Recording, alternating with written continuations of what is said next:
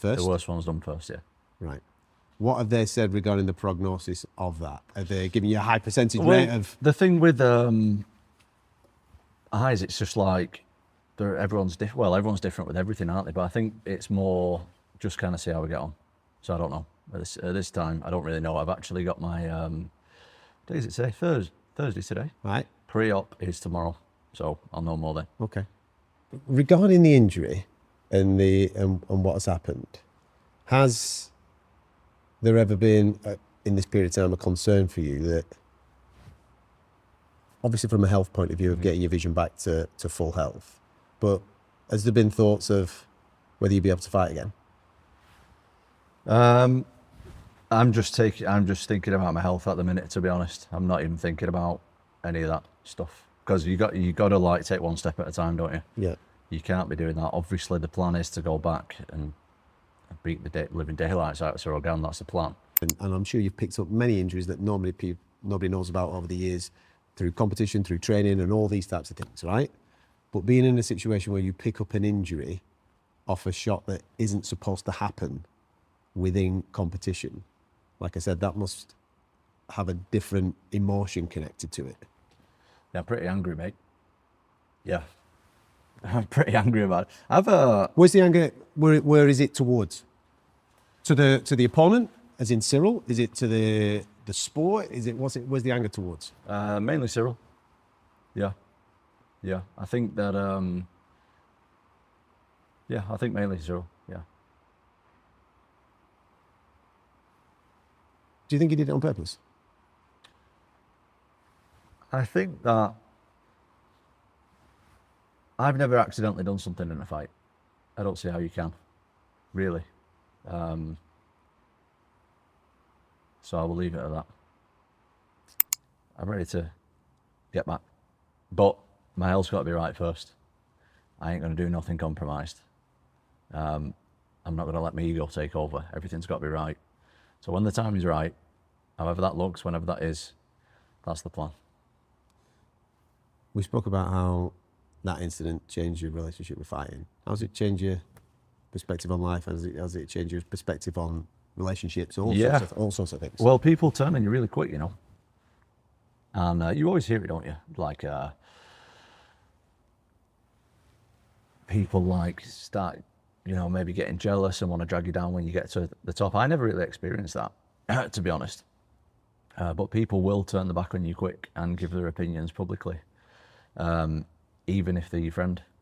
And you think that maybe the fact is that they're not your friend, and they'll come out and say certain stuff and stuff like that when you have a relationship with them. And I just think it's, yeah, I've learned, mate. I've learned a lot.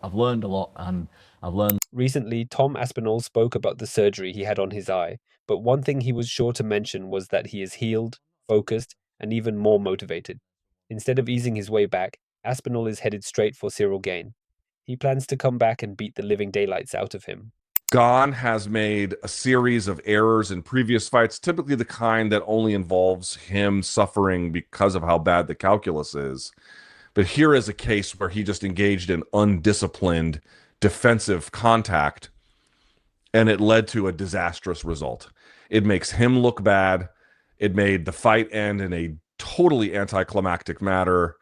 It makes Tom, you could see how and hear how frustrated he was. I'm sure the UFC feels like that's absolutely not the result that they want. I'm sure you at home are deeply unsatisfied by this. And the real fault here, again, even if I'm making the case that the UFC could probably take more preventative care with a better glove design, at the same time, on this particular night, the fault largely falls on Ciryl Gane for acting in a very undisciplined way defensively. Just pushing off the face. According to Aspinall, the eye poke brought a lot of changes because it was not just about having an uncomfortable and swollen eye. Aspinall said that his main problem with the eye poke was experiencing double vision, which meant everything he looked at was distorted. This contributed to making his normal day-to-day life problematic rather than training. It was something that he could not just overlook and deal with because he needed to undergo surgery as a solution. First and foremost, talk to me about the consequences of it in real terms, the layman terms of after the eye poke, you come on, what are you dealing with? Well, I'm at the point, mate, where I'm like, I don't just want to keep banging on about it, but I'm also aware that we do have to talk about it. So I'll address it. Just not being able to see properly, mainly. So that's going to be sorted. Well, the first eye is going to be sorted next week. I'm going to have surgery on that next week. The second one's going to be done midway through January. So When you say you can't see properly, describe it so people can understand it. Well, Is it like double vision? double Is vision. it Double vision. Yeah, double vision. just constantly I'm not blurred? blind. I know that. I know you can see me. I'm not going full Stevie Wonder, mate. I think my eyes fully poked out, but yeah, just double vision, mainly. He went deeper into why the surgeries were planned the way they were. One eye was worse than the other, so doctors decided to fix the worst one first and deal with the second eye later. Aspinall made it clear that eye injuries are unpredictable and everyone reacts differently. That uncertainty is what made the situation stressful, because there were no guarantees. At that stage, fighting was not even on his mind.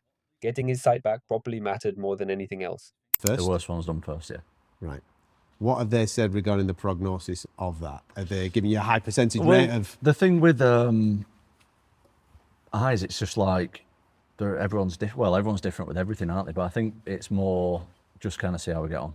So I don't know. At this time, I don't really know. I've actually got my day is it today? Thursday today. Right. Pre-op is tomorrow, so I'll know more then. Okay. Regarding the injury and what has happened, has there ever been, in this period of time, a concern for you that, obviously from a health point of view of getting your vision back to full health, but has there been thoughts of whether you'd be able to fight again? I'm just thinking about my health at the minute, to be honest. I'm not even thinking about any of that stuff, because you got to like take one step at a time, don't you? Yeah. You can't be doing that. Obviously, the plan is to go back and beat the living daylights out of Ciryl Gane. That's the plan. When Ciryl Gane was mentioned, Tom openly said that he was angry because his injuries were illegal. He argued that there was a clear distinction between getting hurt from a legal strike or a takedown. To him, that was not the part of the sport he signed up for. And I'm sure you've picked up many injuries that nobody knows about over the years through competition, through training and all these types of things, right? But being in a situation where you pick up an injury off a shot that isn't supposed to happen within competition, like I said, that must have a different emotion connected to it. Yeah, I'm pretty angry, mate. Yeah. I'm pretty angry about it. Where's the anger? Where is it towards? To the opponent, as in Ciryl? Is it to the sport? Where's the anger towards? Mainly Ciryl. Yeah. Yeah. I think that I think mainly Ciryl. Yeah. Do you think he did it on purpose? I think that I've never accidentally done something in a fight. I don't see how you can, really. So I will leave it at that. Aspinall says that mindset hasn't gone. He still wants to return to the cage and hurt his competitors like he has done numerous times before. The difference now is patience. He said his ego will not rush the process, and he will not come back until his vision and health are fully right. Once that happens, he believes the motivation and aggression will be there, but only when everything is safe and solid again. I'm ready to get back. But my health's got to be right first. I ain't going to do nothing compromised. I'm not going to let my ego take over. Everything's got to be right. So when the time is right, however that looks, whenever that is, that's the plan. Other UFC experts also spoke up on the issue, including Luke Thomas, who broke down the eye poke situation by first zooming out and talking about how common vision problems are for long-term fighters. His point was that eye issues are not rare or exaggerated, and they often show up later in a career, sometimes even without eye pokes. He's not making it better. It's kind of the issue. I mean, look, the reality is, if you talk to any senior fighters or even former fighters who had, a long enough career, you're going to find that there's a high degree of vision problems that they have after the fact. They may not necessarily be, by the way, from just eye pokes. It could be from, by the way, boxers, for example, often have some of the same kinds of, ocular injuries.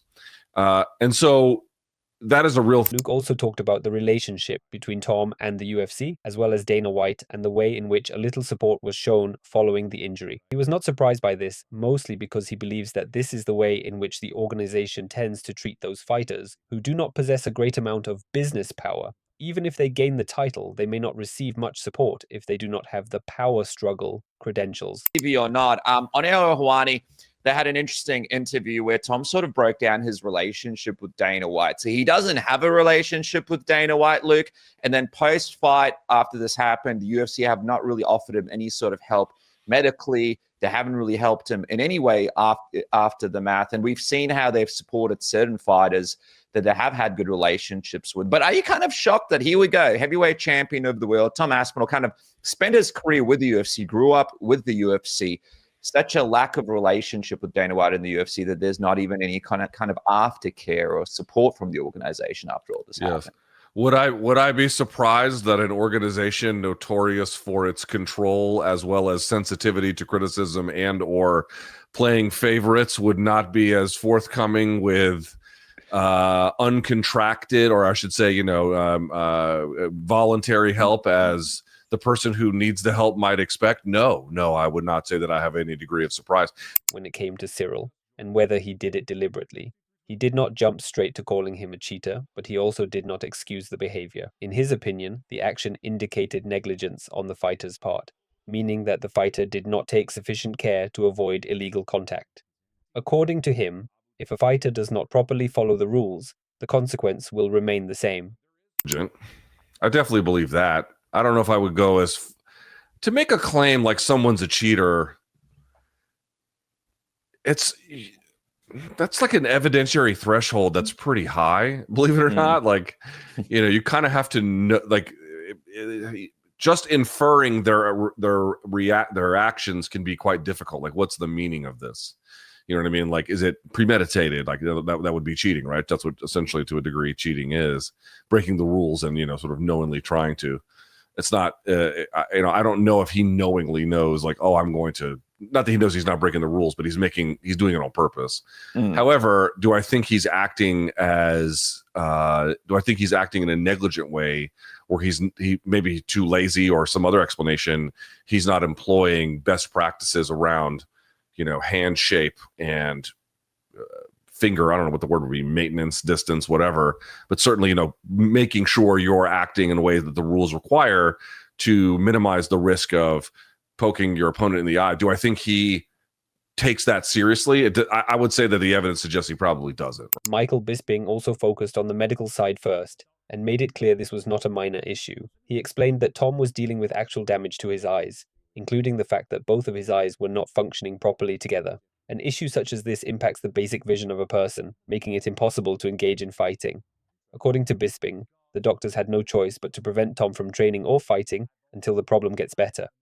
Where Ciryl was concerned and how Tom blamed him for doing it on purpose, Bisping could see why he thought that way, but didn't agree with what he had said. He pointed out that Tom is the one living with the consequences, dealing with doctors, missing training, and taking abuse online. In that emotional state, it is easy to believe it was intentional. Still, Bisping felt these things could happen in fights when hands are extended and someone moves forward at the same time. Sean O'Malley jumped right into his opinions about UFC 321. He mentioned how good Ciryl Gane was looking until it all fell apart, referring to his ease of movement, quick jabs, and general comfort level.